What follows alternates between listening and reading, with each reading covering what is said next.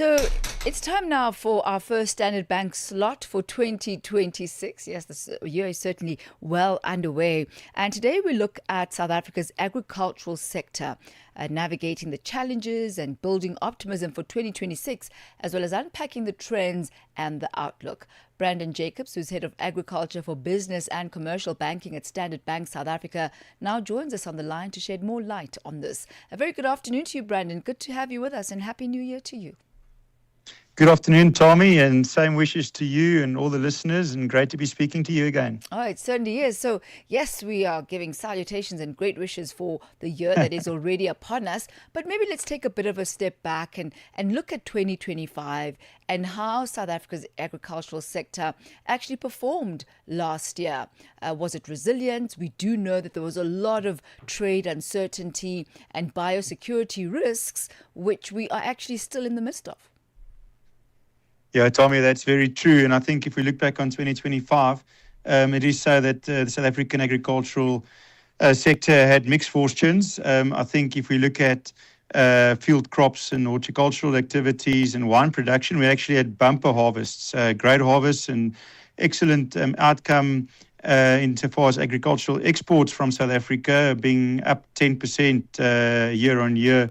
For the first three quarters for the year. We haven't seen the final indications yet. And another indicator that showed, the continued recovery of agriculture in South Africa was if we just look at something like agricultural machinery sales. We're seeing things such as tractor and combine harvester sales being up as much as 19% from the previous cycle. So those are a lot of positive indicators in amongst, as you've referenced, trade challenges and so forth.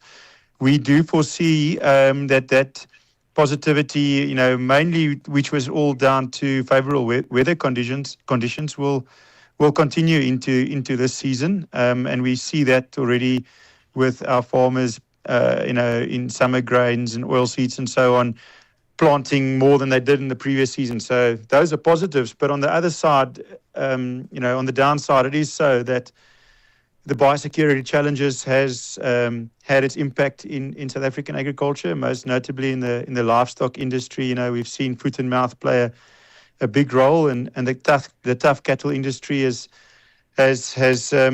seen export markets closed, and of course various interventions needing to be done through organised agriculture and government. So a bit of a mixed bag, but all in all, we believe more positives than negatives, and we're full of optimism for the year ahead. And talking about the year ahead, you have highlighted three big trends for this year, and you've listed among those trade diversification, biosecurity improvements, as well as sustainable innovation. Can you explain why these specifically are so important? The thing is, if we just maybe start with trade diversification, I mean, it's well documented the challenges that we've had with, the leading economy. But it's so that to also accept that South Africa's agriculture is very much rooted in exports, with about half of our produce being exported. And for that, it's very important for us to not be reliant on single and only traditional markets, but also to keep up with relevance to the developing markets, and those are of course a lot to the mid and to the Mid East and the East, and to alleviate reliance on particular traditional markets, and I think for that it's close combination of working together with government and the marketing teams of our primary producers and also organised agriculture. So that's really very important.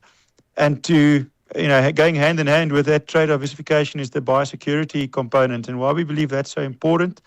And I think it's, well publicised in South African media recently, all the interventions that government is doing is, of course, we cut ourselves off from being able to export to various markets if we don't have the basics in place, and it reduces food security as well.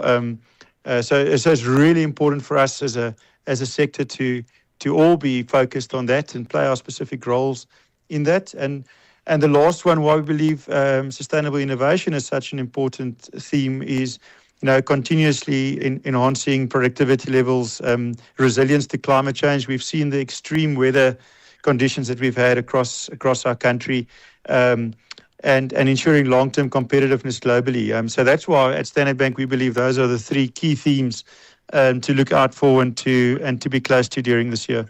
Brandon Jacobs, thank you so much for your time and your insight this afternoon. I'm hoping that 2026 will be a much better agricultural year for South Africa and indeed the continent. Thank you. Thank you, sir. Thank you, Tommy. Thank you. That's Brandon Jacobs. He's the head of agriculture for business and commercial banking at Standard Bank, South Africa.